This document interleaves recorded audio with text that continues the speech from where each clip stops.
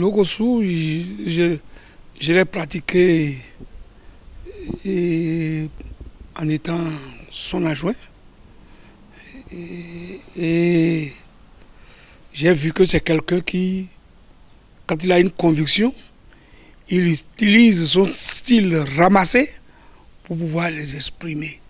Et il a des moyens de faire aboutir ses grandes préoccupations.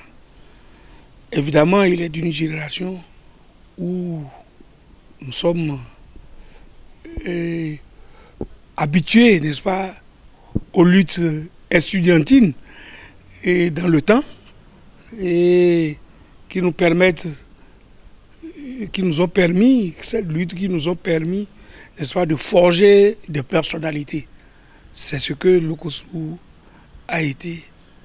Et j'ai été surpris d'apprendre sa mort, alors que apparemment il ne semblait pas être cassé, mais il se trouve qu'il nous a laissé.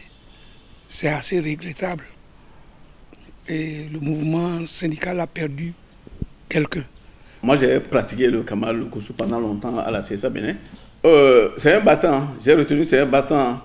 Et puis, il ne calcule pas ses mots. Je dis, il ne calcule pas ses mots. Il le dit tout crûment.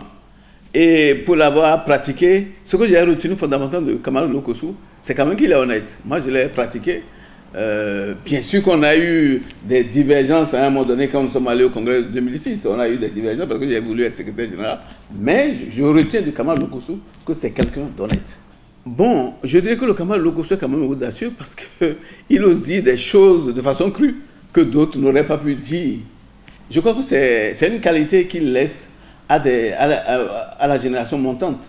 Cela suppose quand même qu'il faut savoir raison garder parce qu'il y a des choses que vous pouvez dire dans un contexte donné, mais qu'on ne peut pas dire dans tous les contextes. Ça veut dire qu'il y a un effort de discernement que nous devons faire dans cette, je dirais, qualité que le Kamal Logosu avait à dire ces choses crûment, mais il faut savoir raison garder quand même pour ne pas le dire à tout moment.